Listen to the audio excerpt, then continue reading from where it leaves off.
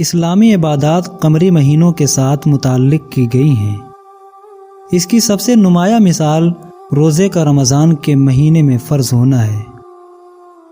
قمری مہینہ 30 یا 29 دن کا ہوتا ہے، جس کا آغاز نئے چاند یعنی ہلال کے نظر آنے سے ہوتا ہے۔ ہمارے ملک میں بدقسمتی سے رؤیت ہلال ایک اختلاف اور جھگڑے کا عنوان بن گیا ہے۔ اس جھگڑے میں وہ حقیقت ہمیشہ نگاہوں سے اوجھل ہو جاتی ہے جس کے بنا پر عبادات کے لیے نئے چاند پر منحصر قمری مہینے کا انتخاب کیا گیا ہے۔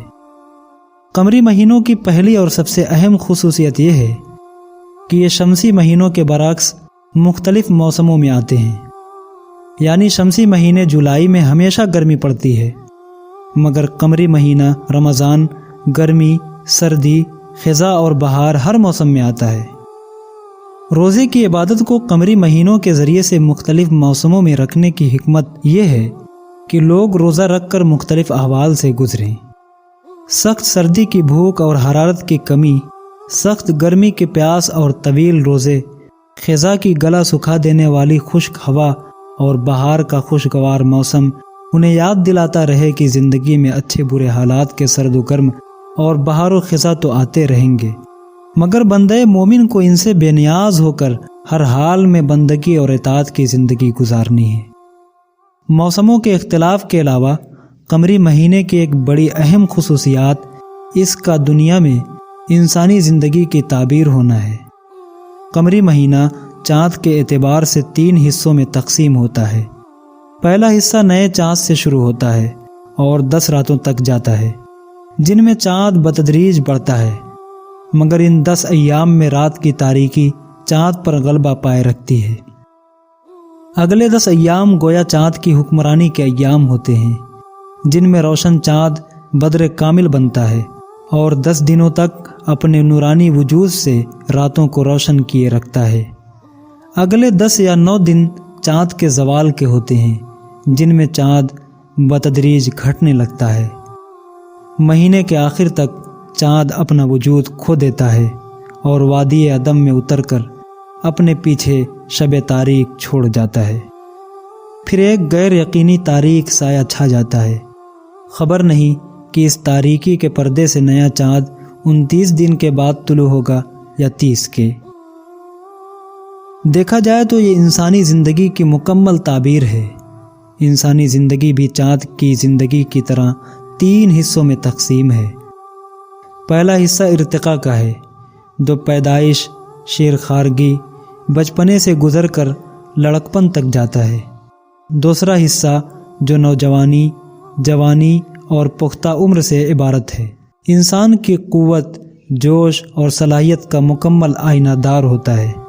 جبکہ تیسرا حصہ زوال کا ہے، جو ادھیڑ عمر، بڑھاپے اور بزرگی کی ان آخری کیفیات سے عبارت ہے جو ضعف و ناتوائی کا انتہائی نشان ہوتی ہے۔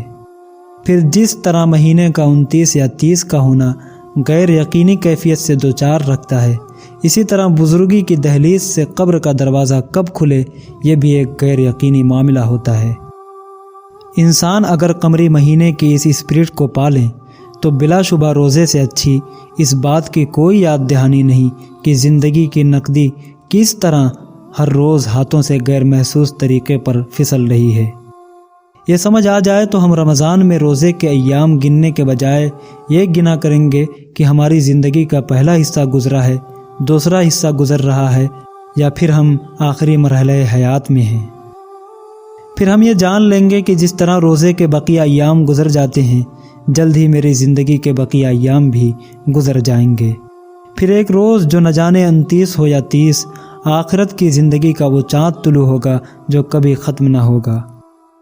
یوں ہم رمضان کے دنوں میں روزے کے دنوں کو گن کر خوشی منانے کے بجائے زندگی کے گزرے دنوں کا احتساب کیا کریں گے۔ یہ سوچ اگر عام ہو جائے تو رمضان اور عید کے نئے چاند پر جھگڑنے کی نفسیات ختم ہو جائے گی۔ پھر اہم بات یہ ہوگی کہ رمضان کے آغاز سے ہم روز بیٹھ کر اپنا احتساب کریں گے۔